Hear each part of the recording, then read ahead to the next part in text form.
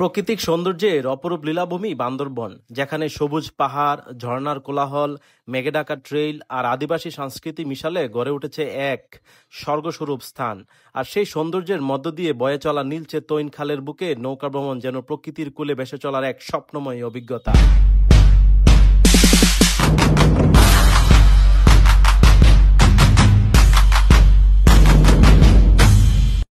প্রকৃতির কোলে হারিয়ে যাওয়ার যাত্রা শুরু হলো। গন্তব্য আমাদের বান্দরবন।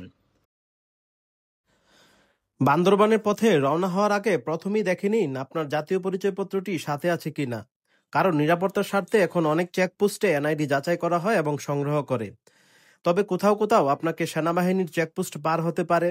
এই জায়গাগুলোতে জাতীয় পরিচয়পত্র দেখানো বাধ্যতামূলক, কারণ এখানে নিরাপত্তা বাহিনী পর্যটকদের তথ্য রেজিস্টার করে রাখে। এতে করে আপনার নিরাপত্তা যেমন নিশ্চিত হয়, তেমনি জরুরি পরিস্থিতিতেও সহযোগিতা পাওয়া যায়।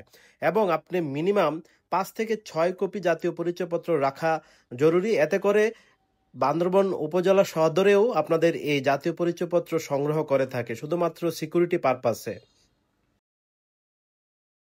পর্যটকদের স্বাগত জানাতে হলে প্রথমেই প্রয়োজন অপ্রয়োজনীয় চার্জ বাদ দেওয়া। বান্দরবনের উপজেলা সদরে এ ধরনের টাকা নেওয়ার প্রথা এখন বন্ধ হওয়া উচিত।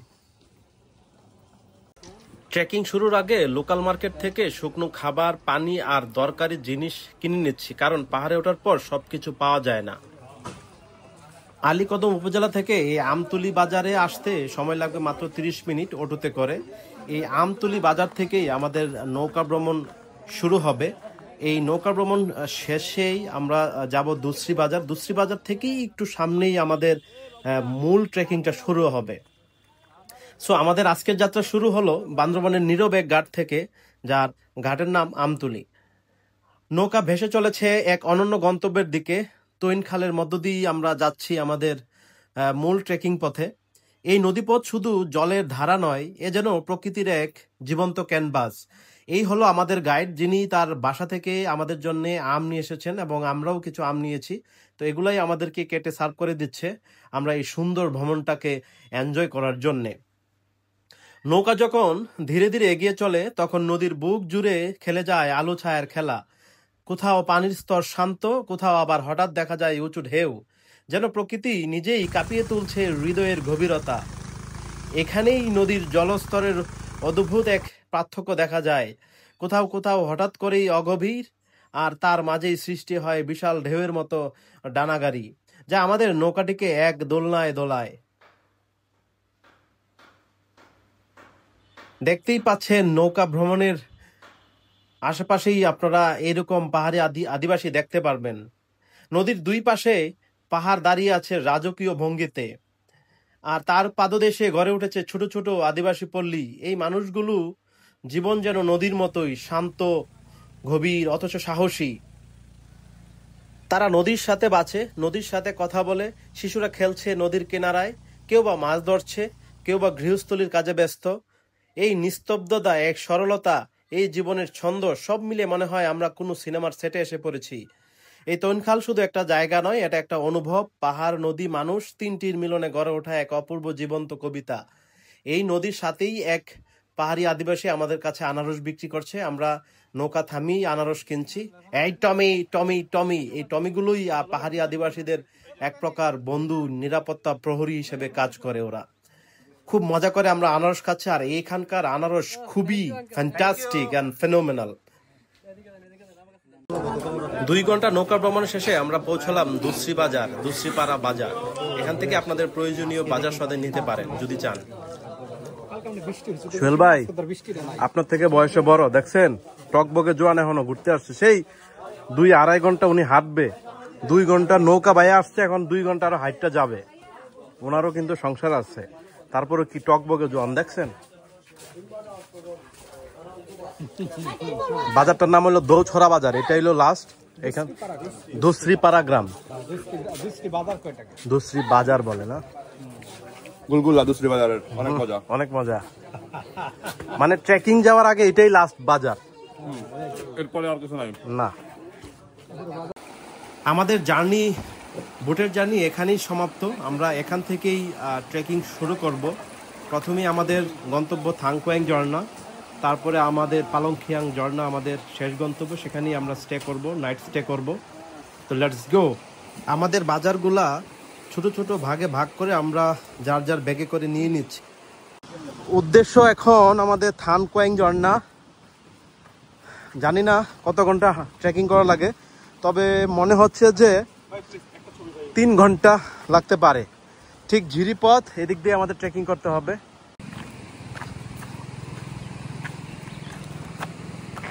সবটা পথ এরকম নাও হতে পারে, পাথর ঢাকা, বাট সুন্দর। ঝিরির পাশে হাঁটতে হাঁটতে যখন সামনে আসে কোনো পাহাড়ি আদিবাসী পাড়া, মনে হয় যেন সময়টা একটু থেমে গেছে।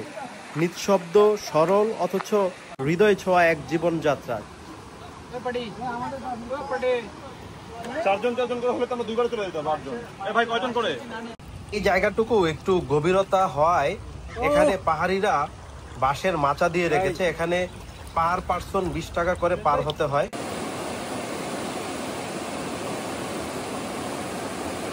বৃষ্টির সময় তনখাইল আরো ভয়ানক থাকে। এই তনখালেই 3 জনের মৃত্যু হয়েছিল। এই তনখাল এই জায়গায় না, অন্য কোনো জায়গায় হতে পারে। আমাদের জার্নি এখনো শেষ হয়নি, আরো 2.5 ঘন্টা লাগবে আমাদের জার্নি। দীর্ঘ 1 ঘন্টা ট্রেকিং এর পর অবশেষে দেখা মিলল থাং কোয়াং ঝর্ণা। এই গো,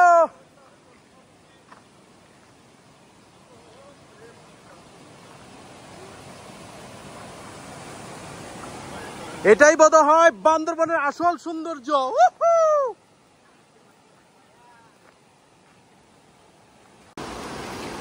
এটা হলো থাং কোয়াং পাড়া, এটার পাশেই থাং কোয়াং ঝর্ণা আছে।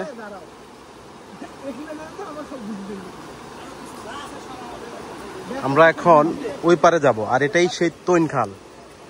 এটাই বৃষ্টির সময় খুব ভয়ানক হয়ে থাকে।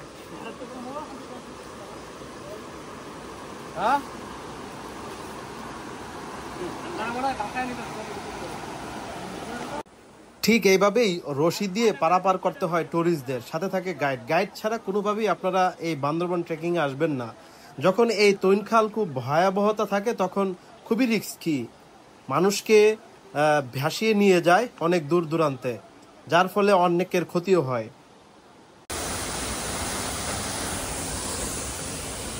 এই পাশেই থাং কোয়াং পাড়া, থাং কোয়াং ঝর্ণা।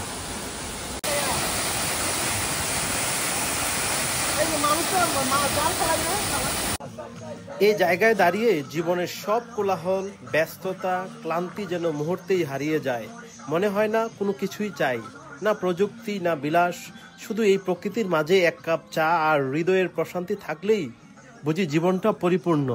এমন দৃশ্যের সামনে দাঁড়িয়ে নিজেকে খুব ছোট মনে হয়, অথচ সেই ক্ষুদ্রতার মাঝেই খুঁজে পাই বিশাল এক মানসিক মুক্তি।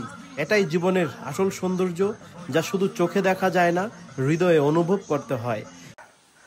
আমরা ঠিক 2.5 ঘন্টা থেকে 3 ঘন্টা ট্রেকিং করার পর এই সর্বোচ্চ চূড়া উঠলাম। দেখেন, খুব কাছেই মেঘ, খুব কাছে মেঘ।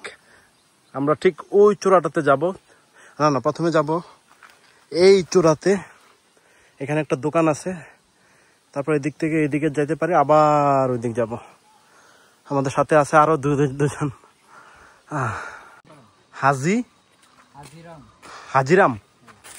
হাজিরাম পাড়া, এটা।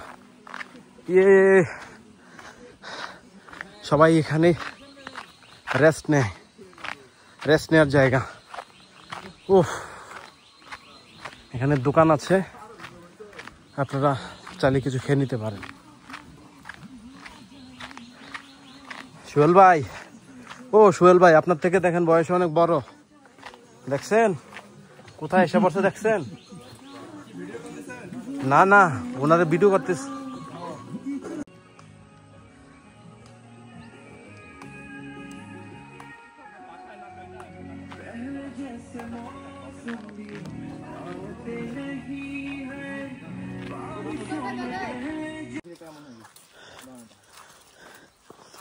সেই 12টার দিক থেকে হাঁটতেই আসি, এখনো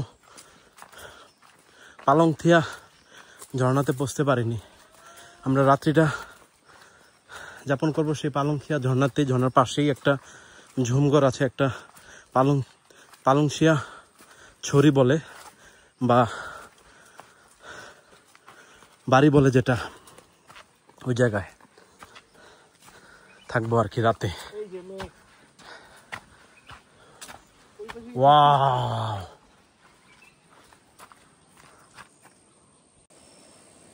ওই যে ওইটুক জায়গায় শুধু রোদ পড়ছে।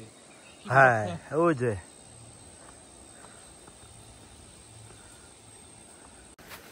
এখনো যাচ্ছি আমরা, যাওয়া শেষ হয় নাই।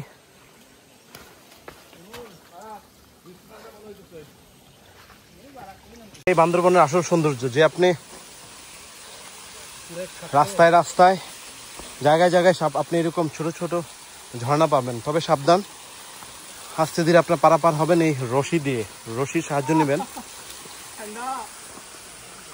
কত সুন্দর, ওয়াও ভাই।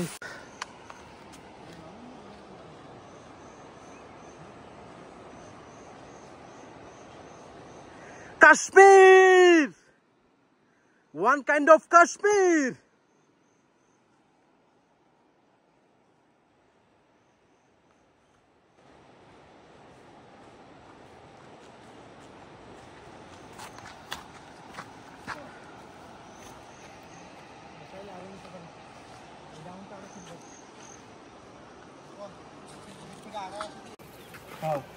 আমাদের ঠিক নিচেই এক পাশে সরু জিরিপথ বয়ে চলছে আপন মনে, চারপাশে ঘিরে সবুজ মোড়ানো পাহাড় আর প্রকৃতির সৌন্দর্য ভরা অসাধারণ ট্রেকিং রুট, যেন প্রকৃতির কোলে হারিয়ে যাওয়ার এক স্বপ্নময় অভিজ্ঞতা। প্রতিটি পদক্ষেপে শোনা যায় ঝর্ণার কলকল ধ্বনি, পাখির কুজন আর হালকা বাতাসের মৃদু শু শু শব্দ, যা পুরো ভ্রমণকে করে তোলে আরো প্রাণবন্ত উৎসর্ণীয়। যারা প্রকৃতি ভালোবাসেন তাদের জন্য এটা নিঃসন্দেহে এক অনন্য গন্তব্য আমি মনে করি। এই জায়গাটুকু আপনাকে পার হতে হবে খুব সাবধানে। এটার জন্যই আমরা এখন অপেক্ষা করছি কিভাবে পার হব। আমাদের গাইড পরিকল্পনা করছে কিভাবে এই রুটটা অতিক্রম করতে হয়। Let's see.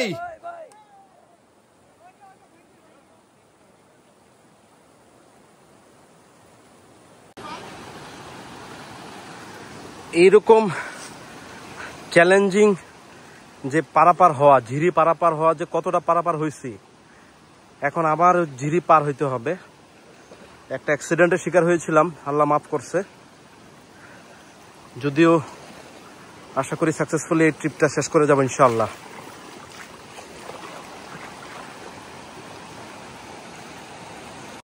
ঠিক এইভাবেই পারাপার হইতে হয় ডেঞ্জার ডেঞ্জার মুহূর্তগুলো, ডেঞ্জার ডেঞ্জার ঝিরিপথগুলো।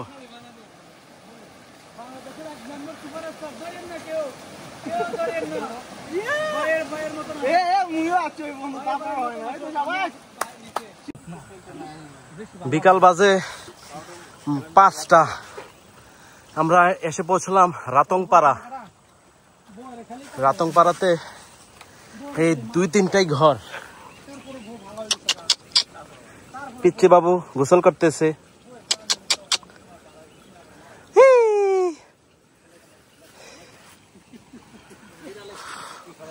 আরো অনেক সামনে যেতে হবে।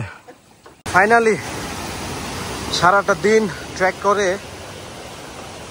আমরা এই ঝর্ণাতে আসলাম। এই ঝর্ণার নাম হলো পালংথিয়া, আর এটাই হলো পালংথিয়া পাড়া। আজকে রাত্রিটা আমরা এই জায়গায় থাকবো ইনশাআল্লাহ, আল্লাহ যদি তৌফিক দান করে।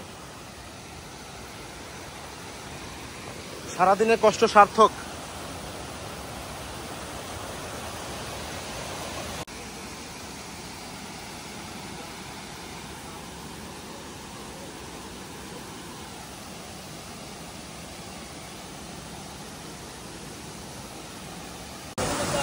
ফাইনালি আমরা এই পালংথিয়া ঝর্ণা এবং পালংথিয়া পাড়াতে আসলাম।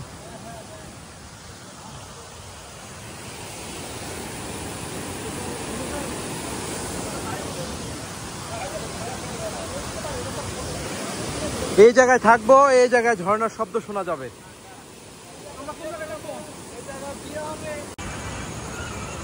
ঝর্ণার ঠিক পাশেই এই ঝুমঘর। এই ঝুমঘরেই আজকে আমরা রাতে থাকবো ইনশাল্লাহ। এই ঝুমঘরে পার পারসন 200 টাকা করে আমাদের কাছ থেকে নিচ্ছে। বান্দরবনে মন ভোলানো পালংখিয়াং ঝর্ণার পাশে গভীর রাতে নিস্তব্ধতায় আমরা সবাই মিলে একসাথে রান্না করেছিলাম। ঝর্ণার ধারার মৃদু শব্দ, ঠান্ডা পাহাড়ি হাওয়া আর চারপাশে আধারের মাঝে জলজল করে আগুনের আলো, সব মিলিয়ে ছিল এক স্বপ্নময় অভিজ্ঞতা। রান্না শেষে সকল পর্যটকরা আমরা একসঙ্গেই বসে ভাগ করে খেয়েছি পাহাড়ি ভালোবাসার তৈরি সেই খাবার। যেন আমরা সবাই একই পরিবারের মতো প্রকৃতির কূলে একসাথে ভাগ করে নিচ্ছি শান্তি আর আনন্দের এক মুহূর্ত। এই খাবারগুলো তৈরি করেছে আমাদেরই সাথে আসা আমাদের গাইড। সকালটা ছিল একেবারে জাদুকরী। সূর্য তখনও পুরোপুরি ওঠেনি, চারদিকে নিস্তব্ধ। পাহাড়ের চূড়াগুলো ডেকেছিল ঘন ঘন সাদা মেঘে। মনে হচ্ছিল যেন আকাশ আর মাটির মাঝখানে কোনো স্বপ্নপুরীতে এসে পড়েছি। পাহাড়ের গা বেয়ে ধীরে ধীরে নেমে আসে সেই সাদা মেঘ, যেন আলতো করে ছুঁয়ে যাচ্ছিল শরীর আর মন দুটোই। পাশ দিয়ে বয়ে চলা পালংখিয়াং ঝর্ণার জলের সেই ভয়ানক কলকল শব্দ, ঠান্ডা বাতাসে ভেসে আসা সজীবতার গন্ধ, আর দূরে কোথাও পাহাড়ি পাখির ডাক, সব মিলে এক অবর্ণীয় অনুভূতি। আমি এখন মিশে যাচ্ছি পালংখিয়াং ঝর্ণার ঠিক মাঝে। আমি যেন হারিয়ে যাচ্ছি অন্য এক মুহূর্তে। সেই সাথে ঝুমঘর আমায় টানছে এক অন্যরকম উচ্চতায়। সকালের নুডলস, পাকশিকের তালিম।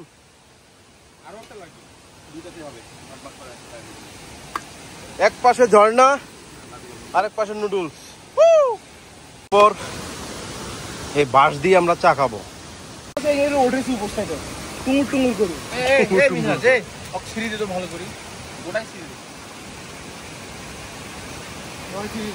সকালে ব্রেকফাস্ট করে এখন কফি খাবো। ঠিক যত টাইম লাগবে ওই পাশে গিয়ে আমরা কফি খাবো। আমরা সকালের নাস্তা খেয়েই আবার রওনা দিব চিরচেনা কংক্রিটের শহরের উদ্দেশ্যে। দুই পাশে সবুজ পাহাড়, মাঝখানে জিরিপথ যা মিলেছে তৈনখালের সাথে। উপরে সাদা মেঘ, এ যেন এক অপরূপ সৌন্দর্য। এই হলো মাঝিপাড়ার পাহাড়। এখান থেকেই কিশোর রুংরাং পাহাড় দেখা যায়, খুবই অসাধারণ ভিউ। তৈনখালে যদি পানি আরো বেশি থাকে তখন ভয়াবহ স্রোত হয়। এই স্রোতের কারণে কিন্তু এইভাবেই পারাপার হতে গিয়ে মানুষ নিখোঁজ হয়ে যায়। তো সেই ক্ষেত্রে বর্ষা মৌসুম, বৃষ্টি করার ফলে বৃষ্টি পড়ার সময় আপনারা অ্যাভয়েড করবেন এই বান্দরবন তৈনখালের উপর দিয়ে ট্রাভেল।